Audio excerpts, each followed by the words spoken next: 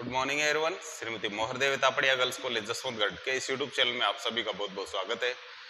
हम बात करेंगे एकाधिकृत प्रतियोगिता के अंतर्गत दीर्घकाल में क्या स्थिति होती है, और ये जो दीर्घकाल है ये सीमांत आगम एवं औसत वक्र विधि के अंतर्गत है जो देखेंगे। तो हेडिंग डालते हैं हमारा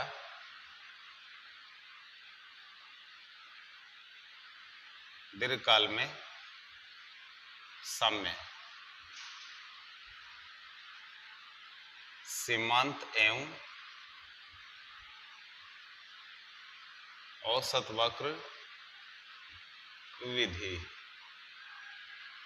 तो सीमांत एवं औसत वक्र विधि में दीर्घकाल के अंतर्गत है जो कोई फर्म है क्या स्थिति प्राप्त करती है, क्या कंडीशन होते हैं उसके बारे में हम आज डिस्कस करेंगे।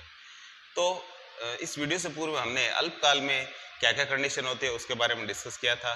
अल्पकाल में असमान लाभ, समान लाभ और हानि की स्थितियां हैं जो फर्म उठाती है, लेकिन एकाधिकृत या अपूर्ण प्रतियोगिता के अंतर्गत है जो कोई भी फर्म दीर्घकाल में है जो सामान्य लाभ प्राप्त करती है। सामान्य लाभ प्राप्त करने के कारण इसका कारण है जो कुछ इस तरीके से होता है, क्योंकि लंबा टाइम होता है, लंबे टाइम में कोई भी फर्म है जो मांग के अनुरूप है जो पूर्ति कर सकती है, यानी पूर्ति पे पूर्ण रूप से जो प्रत्येक कंपनियों का है जो थोड़ा सा कंट्रोल हो जाता है अच्छे से, क्योंकि टाइम ज़्यादा मिल जाता है तो वो जितने भी डिमांड आएगी उसके अकॉर्डिंग है जो सप्लाई कर सकती है। इसी वजह से सामान्यतः जो ये सामान्य लाभ ही प्राप्त करती है। क्यों? क्योंकि मार्केट में पूर्ति ज़्यादा हो जाती है दीर्घकाल में, और जब पूर्ति ज़्यादा हो जाएगी ज़्यादा फर्में आ जाएंगी और कंपटीशन के साथ में बढ़ेगा, तो इस तरीके से वो सामान्य लाभ की स्थिति होगी। इसमें पूर्ण प्रतियोगिता कुछ गुण होते हैं, तो थोड़ा सा इसमें वो चीज़ें और ऐड हो जाती है।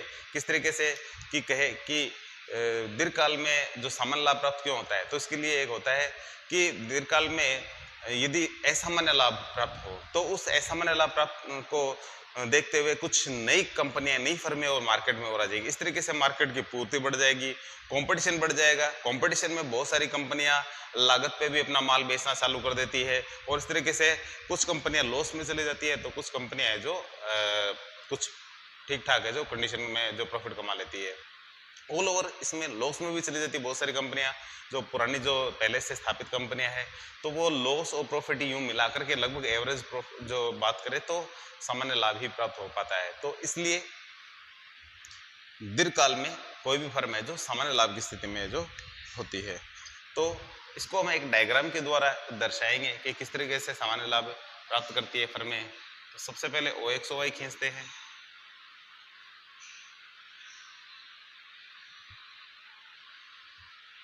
इधर लिखेंगे कीमत, आगम और लागत, और इधर लिखेंगे उत्पादन मात्रा। तो सबसे पहले इसमें बनाते हैं वो है AR और MR वक्र। AR MR, तो सबसे पहले AR और MR वक्र हमें बनाना चाहिए, और इसके बाद में हमें सामान्य लाभ प्राप्त होता है। तो सामान्य लाभ का जो डायग्राम बनाएंगे तो इसमें ये होता है कि जो एवरेज कॉस्ट और एवरेज रेवेन्यू वो दोनों क्या बराबर हो जाते हैं। जब एवरेज रेवेन्यू और एवरेज कॉस्ट दोनों बराबर हो गए तो क्या हो जाएगी, सामान्य लाभ की स्थिति आ जाएगी। बाकी सामान्य लाभ की स्थिति हमने अभी डिस्कस किया कि क्यों कमाती है, क्यों फर्म प्राप्त करती है, तो वो एक अलग चीज़ है, लेकिन डायग्राम बनाएंगे जब इसका तो वो थोड़ा कुछ अलग होगा। तो इसमें हमें सामान्य लाभ की स्थिति को दर्शाना है किस तरीके से। अब जहाँ AR और AC बराबर हो जाएगी वही सामान्य लाभ की स्थिति होती है। AC is equal AR, and revenue और कॉस्ट दोनों क्या हो जाएंगे, बराबर हो जाएंगे। ठीक है, तो इसमें अपने को वो बराबर करके दिखाना है जिससे कि सामान्य लाभ की स्थिति है जो यहाँ दिखाई जा सके। तो सबसे पहले हम क्या करेंगे, AR AC को दोनों को क्या बराबर कर देंगे। तो SC इस तरीके से टच करते हुए जो बनाएंगे हम, तो इसको स्पर्श करते हुए इस तरीके से डायग्राम थोड़ा साफ सुथरा होना चाहिए, लाइनें सीधी होनी चाहिए, इनका राउंड अच्छा होना चाहिए। एवरेज कॉस्ट, ठीक है, इस एवरेज कॉस्ट को आप जानते हो कि इसका जो न्यूनतम बिंदु होता है वहाँ क्या करता है, वहाँ जो सीमांत जो लागत है वो उसको न्यूनतम बिंदु से काटती भी जाती है। तो एवरेज कॉस्ट का जो न्यूनतम बिंदु है तो वहाँ सीमांत लागत है जो काटेगी। तो इसका न्यूनतम बिंदु लगभग यहाँ बना है, यानी गिर रही यहाँ तक गिरी, उसके बाद वापस बढ़ना चालू होगी, यहाँ बढ़ना चालू है, तो न्यूनतम बिंदु इसको मानते हैं। अब हम क्या करेंगे, क्योंकि ये बराबर करना है, साम्य पे क्या होंगे, दोनों बराबर होंगे। तो ठीक जहाँ ये स्पर्श कर रहे हैं एक दूसरे को यहाँ, तो इसके नीचे ही काटते हुए यहाँ इसको ऊपर काटना चाहिए, क्योंकि साम्य भी हमें बनाना है। तो मार्जिनल कॉस्ट काटेगी इसके न्यूनतम बिंदु पे, साथ में साम्य भी तय करना है, ठीक है। और साम्य ठीक इसके नीचे ही होता है, तो इसलिए नीचे से काटते हुए इसके न्यूनतम बिंदु पे काटना चाहिए हमें। तो इस तरीके से ये सबसे पहले तो इसको नीचे मिलाते हैं कि साम्य तय हो गया है, इसने क्वांटिटी तय कर दी है, और क्वांटिटी को हम ई बिंदु के द्वारा है जो दर्शाते हैं, ये जो साम्य को ई बिंदु के द्वारा हम दर्शाते हैं। नीचे ये क्वांटिटी तय हो गई। अब क्या है, अब इस उत्पादन स्तर को हम ऊपर लेके जाते हैं, ऊपर जहां ये दोनों एक दूसरे को स्पर्श, तो यहाँ ये पूरी लाइन है जो यहाँ स्पर्श कर रही है, तो हम यहाँ इसको ऊपर मिला देते हैं, लाइनें सीधी हो, और जब मिलाने के बाद में इसको इधर मिला देंगे, इसका नाम देंगे R, इसका नाम दे देंगे P। तो इस तरीके से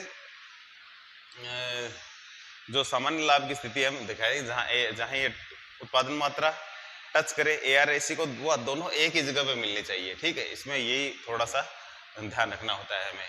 तो इसमें हमने एक ही जगह दोनों को मिलाया है, और ये इसमें ये दिखाएंगे कि यहाँ लागत और आगम दोनों क्या हो रहे हैं, बराबर हो रहे हैं, इसलिए सामान्य लाभ की स्थिति उत्पन्न हो रही है। बाकी सामान्य लाभ क्यों होता है उसके पीछे हमने अलग कारण बताए थे। और जब डायग्राम बन गया है तो इसको सबसे पहले इसको डिस्क्राइब भी कर लेते हैं। तो डिस्क्राइब में सबसे पहले अभी बात करें कि OX पे क्या है, वो लिखना चाहिए। OX पे जैसे उत्पादन मात्रा है, तो यहाँ उत्पादन मात्रा लिखना है हमें। OY अक्ष पे क्या लिख रहा है कि कीमत आगम लागत है, तो यहाँ कीमत आगम लागत को दर्शाया गया है, इस तरीके से आगे लिखेंगे।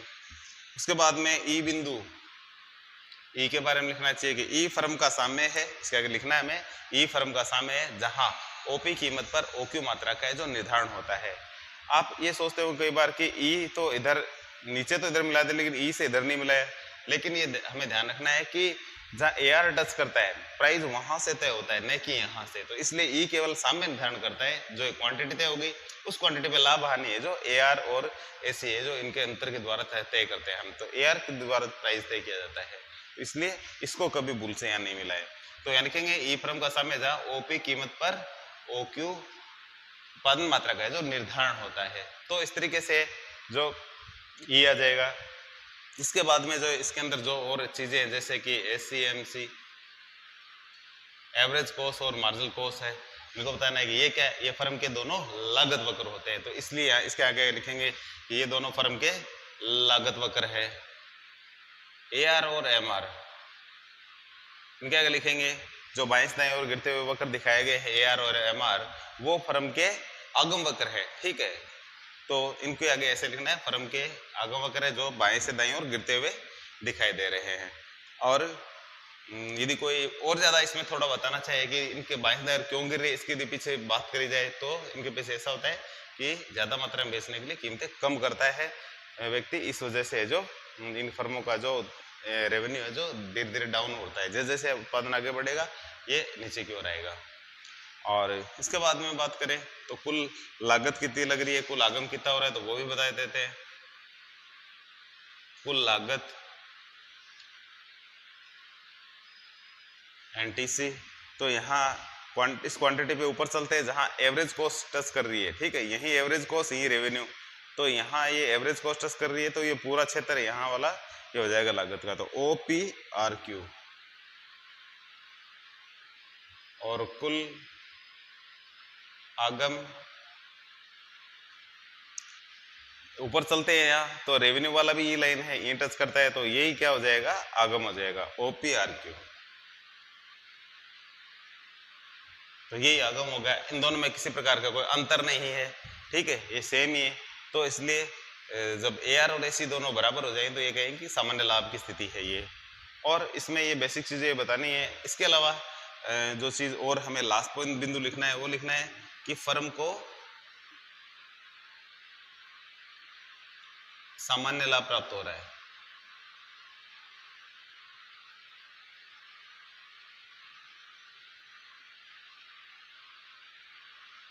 क्योंकि AR बराबर AC। क्योंकि यहाँ हिंदी में लिख सकते हैं कि फर्म का औसत आगम, फर्म की औसत लागत जो कि दोनों बराबर है, इसलिए फर्म को है जो सामान्य लाभ प्राप्त हो रहा है, ये यहाँ लिखने। अब हम एक चीज और दिखाते हैं कि यहाँ जो AC है इसको LSC, इसको LMC के नाम से जो लिख दें तो ज्यादा बेटर लगेगा।